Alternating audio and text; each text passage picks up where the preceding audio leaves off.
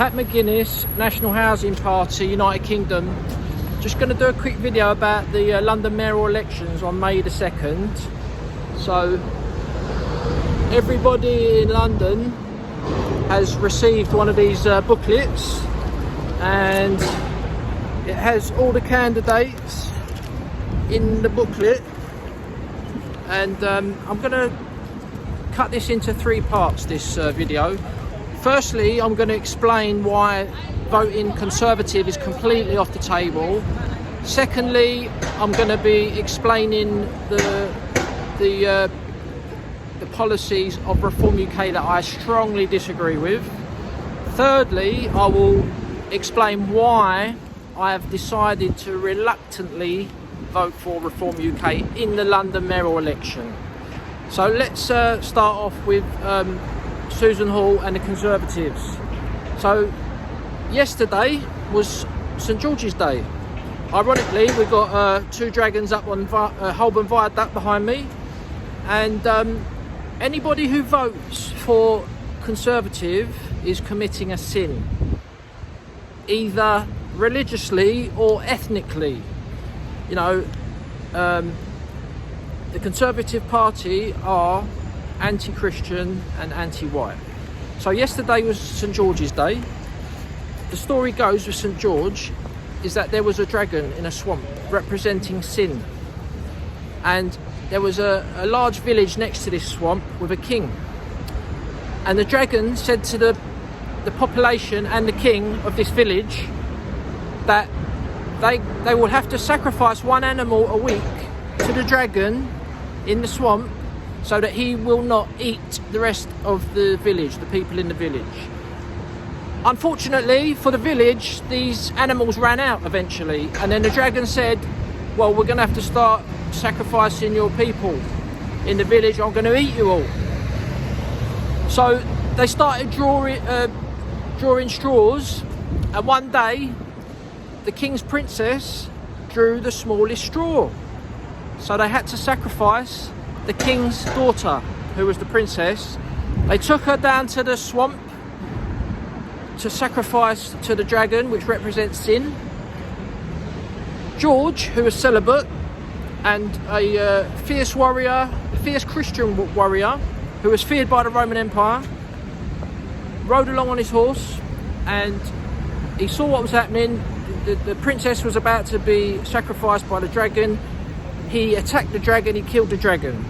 Now, the king was so happy, he offered his daughter to George to marry, but George said, I am celibate and I am devoted to Christ, and declined the offer. The authorities arrested George because he was spreading Christianity within the ranks of his units in the Roman army, and they said to him, if you don't disavow Christianity, and you're going to be executed. So he refused to denounce Christianity, and he was executed. Right, so I'm just giving an analogy of what sin is, yeah? So if you vote for Conservative, it's a sin, and that sin has got worse and worse and worse over the years, just like with the dragon, yeah? St George and the dragon, yeah? Voting Conservative is a sin, right? The dragon in British politics has three heads. It has a Labour Party head, the Conservative Party head, and the Liberal Democrat Party head. So voting Conservative is completely off the table. Some people say, oh, they're going to sort out violent crime. They were the ones who brought in laws to prevent the police stopping the main suspects for knife crime.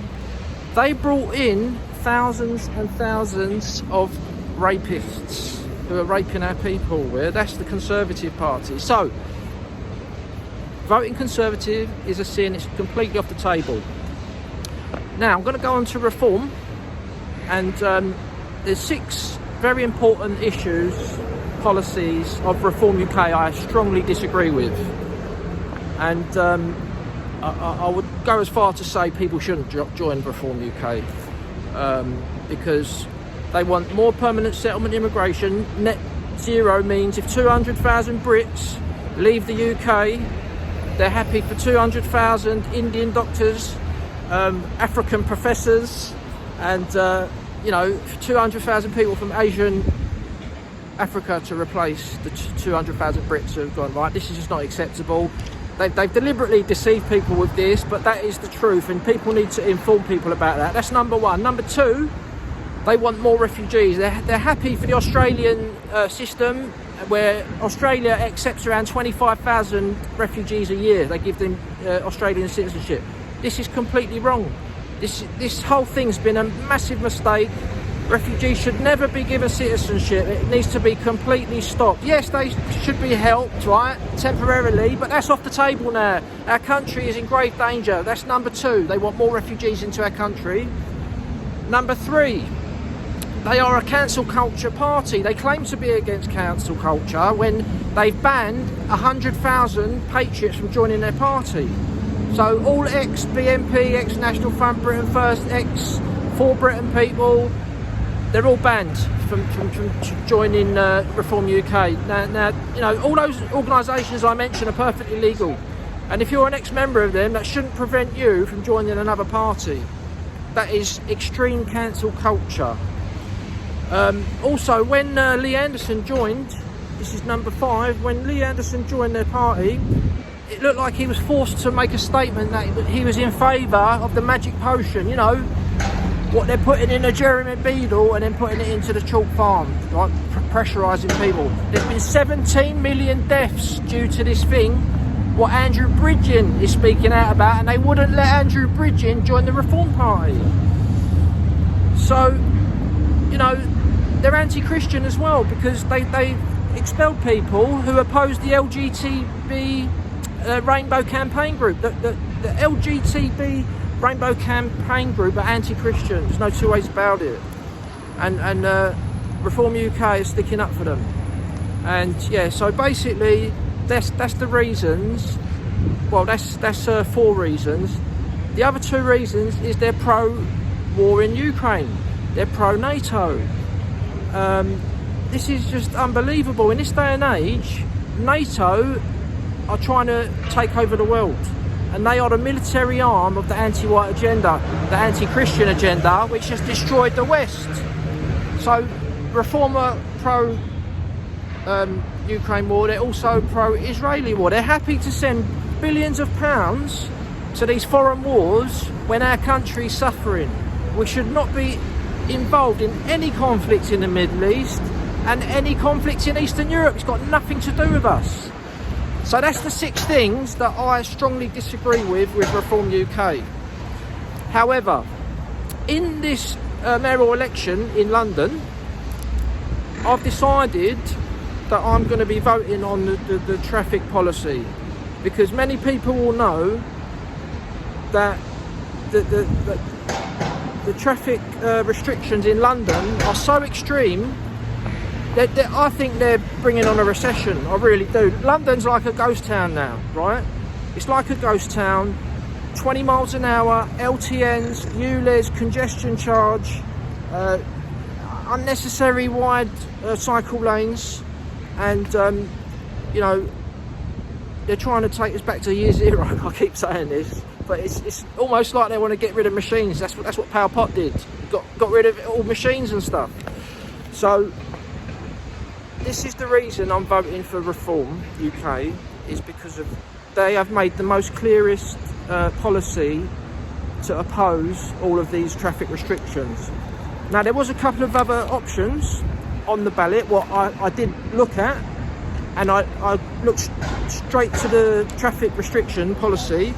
You've got the SDP standing, you've got Britain First standing, and you've got Reform standing. So this is what SDP said about the traffic. They mentioned the ULEZ and the LTNs, yeah? Right? We need them both repealed, we all agree on that. But that's all they've mentioned, ULEZ and LTNs. They didn't mention the 20 miles an hour, which needs to be put back up to 30. Britain First,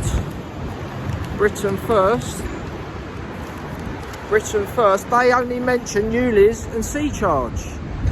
you know, some people might not even know what C charge is. I presume that's congestion charge, but they've only said abolish ULEZ, didn't even talk about LTNs. So, and now I'm going to tell you what ReformUK have said about the traffic restrictions.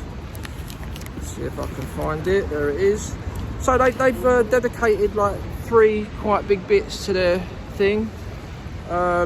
Scrap all of ULEZ. I will scrap all ULEZ charges throughout the whole of London and remove the cameras. Refund ULEZ fees and fines. I will refund all expansion fees and fines received since 29th of August 2023. Now he said here, remove LTNs and 20 mile an hour zones. Right, that's very clear. I will remove LTNs, 20 miles an hour zones, needless restrictions, pinch points, not sure what pinch points are, floating bus stops and excessively wide cycle lanes. So ReformUK have put a proper policy in for the traffic, and that's what I'm voting on, right? I'm reluctantly voting for them because of the reasons I just explained, but I'm so desperate to get these traffic restrictions rescinded. I'm going to vote for them because, you know, Khan is probably going to win and he's going to have another 4 years. But we don't know. Who knows what's going to happen? So, you know, like I said, there were some other parties mentioning the traffic stuff, but Reform have said it very clear. They're going to repeal ULEZ, repeal the 20 miles an hour zones, repeal the LTNs. This is crippling our city, our capital city. So one other thing to mention, violent crime is so bad in London now. Even the Liberal Democrat candidate for mayor said that he was attacked walking home one night and he had his neck broken. He's now got a metal plate in his neck. And Sadiq Khan's got the trick to put on his leaflet, he's making London safer. Rape statistics through the roof, knife crime statistics through the roof. But what people got to realise is that the dragon, the 3-headed dragon, is responsible for this. It's to do with immigration and the Equalities Act. The Equalities Act has made it so the police are scared to stop black people. And who's committing all the stabbings in London? Mostly black people. That's fact. You know, they're mostly people getting killed as well, which is, you know, it's fact. But people keep saying they'll vote for Susan Hall to keep Khan out. No, that's a sin. You can't vote for Tory. They're the ones who brought these laws in. The Equalities Act. They've let in thousands a month at Dover. How many of those people have committed rapes? And people are considering voting for the Tories. It's beyond belief. Labour, Conservative and Liberal Democrat are 3 heads of the same anti-white, anti-Christian dragon. Vote Reform in the London mayoral elections.